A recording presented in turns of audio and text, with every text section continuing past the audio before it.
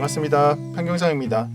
드디어 5월 월봉 마감이 하루가 남았습니다. 이 월봉이 양봉으로 전환되는 일은 좀 없겠지만 저는 이 앞으로 나오는 6월봉을 기대하고 있는 상태입니다.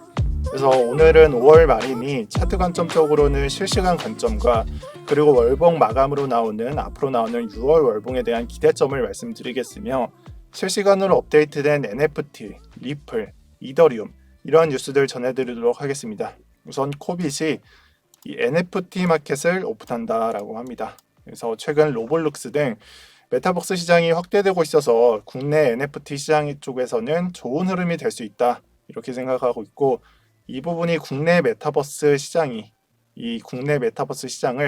중국 쪽에서 선점을 하고 있는 부분도 있고, 로블록스는 벌써 이 부분에서 청와대 땅을 사들였다라고 나와 있죠. 그래서 뭐 어스2나 뭐 로블록스 등 이런 높은 가격에서 팔고 있는 뉴스 등도 확인이 되고 있으니 한 번쯤은 확인해 볼 만하다고 생각합니다.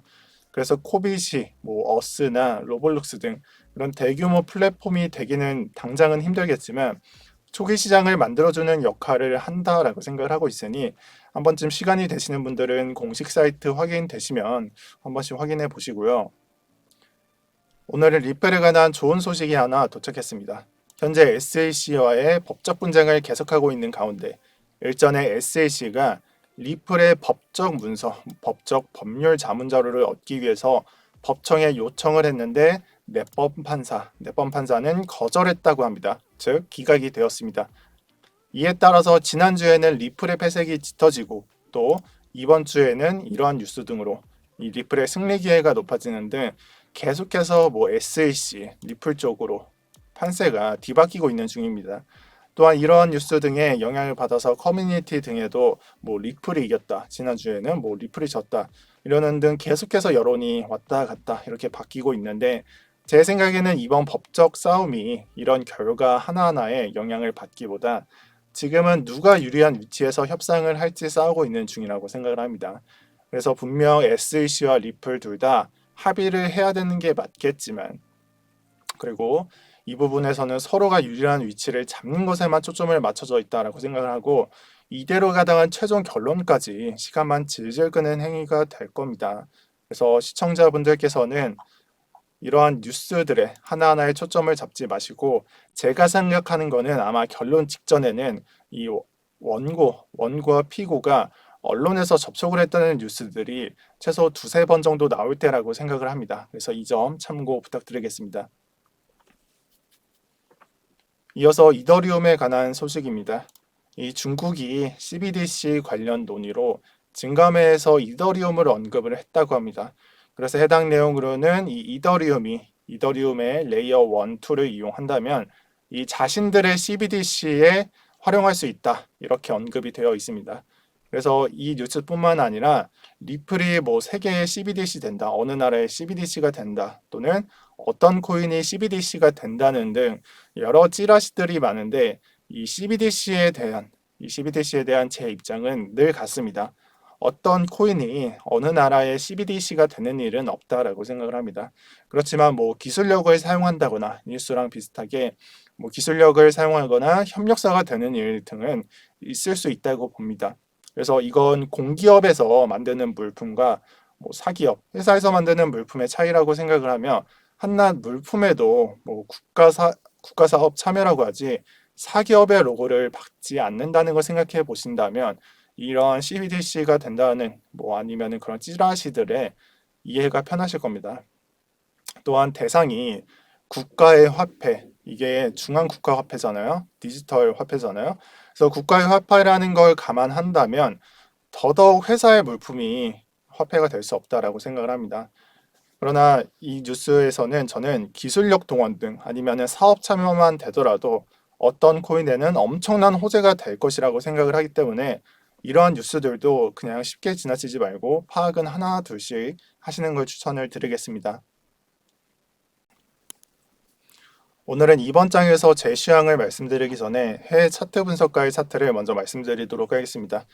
이번 차트는 이 하단 웨지형으로 나와 있고, 이후 반등 구간 이렇게 들어와서 횡보하다가 나가는 이 반등 구간에 대해서 설명하고 있습니다. 그래서 차트에 붙은 이름은 디센딩, 이 하락 추세선을 봐주시고요. 그리고 보드닝, 넓어지는 선을 봐주시면 됩니다. 그래서 하락 추세선이 넓어진다.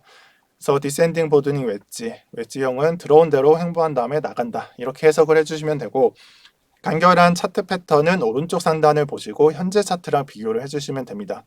그래서 이 선 잘 봐주시면 되고, 그리고 그래서 이 분석가의 경우에는 확정이 되는 순간 컨퍼메이션이라고 적혀 있는 이 구간이 되겠는데, 이 구간을 밟는 순간 상승 추세선을 이탈하면서 상승이 진행된다. 반등 구간이 시작된다라고 해석을 하고 있고, 또한 최대 조정의 경우에는 32,000달러와 3만 달러의 사이, 31,000달러까지 하락을 열어둔 상태입니다. 그래서 여기서 한 가지 조심을 하셔야 할 거는 하단 추세선이 상단 추세선과 평행할 경우에는 페넌트 패턴이 될 수도 있다는 점을 체크해 주시고, 또한 이 하락 추세선이 평행한 경우, 이렇게 평행한 경우에는 자칫하다간 디센딩이 될 수도 있다는 점을 참고 부탁드리겠습니다. 그래서 이 두 가지 요인만 주의를 하시기 바랍니다. 지금은 아직 패턴이 확정 전 횡보 중인 것을 이 차트를 보면서 감안을 해주시면 좋을 것 같습니다. 저 같은 경우에는 이전 시황과 똑같이 삼각수렴을 보고 있습니다. 이전에 보여드린 해외 분석가의 경우에는 이 종가를 이어준 케이스죠. 그래서 꼬리를 체크 안 하고 종가를 이어준 케이스이며, 저 같은 경우에는 고가와 저가를 이어준 그러한 추세선을 보고 있다라고 생각을 해주시면 좋습니다. 그래서 제가 보고 있는 해당 추세선은 앞으로 삼각수렴을 밟을 것으로 보고 있고, 해당 관점은 6월 초 수렴이 극한으로 진행되면서 추세 이탈이 발생하는 시점이 다가오고 있는데, 그 방향성에 따라서 차트가 해석이 된다라고 보고 있습니다. 이에 따라서 상방 이탈인 경우에는 전고점들 체크해 주시면서 매매를 해주시면 되고, 이렇게 된다면 상방 이탈의 경우에는 차트는 전고점 부근에서 눌림목이 출현을 하면서 이 단타 매매의 손바뀜이 일어날 것으로 보고 있고, 이 말은 여기서 산 사람이 이 전고점 해당 부분에서 팔고 또다시 다른 매수자들이 들어오면서 눌림목이 출현하는 손바뀜이 일어날 것으로 보고 있고, 하단 이탈인 경우에는 이와 반대로 하방 이탈의 경우에는 이전 시황에서 말씀드린 지지 구간 체크해 주시면서 매매를 해주시면 됩니다. 그래서 하단 이탈의 경우에는 한 번 더 하락장이 시작된다, 이런 신호가 되겠지만, 현금 보유자의 경우에는 지지선이 현재가와 큰 차이가 나지 않고 있어서 꼬리 구간의 매수에 들어가도 좋다라고 해석을 하고 있습니다. 그래서 저 같은 경우에는 지지를 받아 말아 올리는 양상을 생각하고 있고요. 지금은 정확히 삼각수렴 중이며 추세 결정 전이라는 것을 도미넌스에서도 확인이 가능합니다. 그래서 상방의 경우에는 도미넌스가 2차 반등을 이루어진다라고 보시면 되고, 1차 반등, 2차 반등 이렇게 보시면 되고, 하방의 경우에는 지금같이 도미넌스가 횡보를 하거나 조금 더 빠지는 모습이라고 생각을 해주시면 됩니다. 그래서 오늘 같은 경우에는 5월 월봉이 결정되는 날이기도 하면서 추세 전환을 지켜봐야 하는 날이기도 합니다. 그리고 저 같은 경우에는 6월에는 양봉이 나올 수 있는 구간이라고 생각을 하고, 반등장의 기회를 준다, 이렇게 해석을 하고 있지만, 사람들에 따라서 지금의 시즌 종료 또는 상승장이 끝났다, 이렇게 보고 있는 사람들이 있기도 합니다.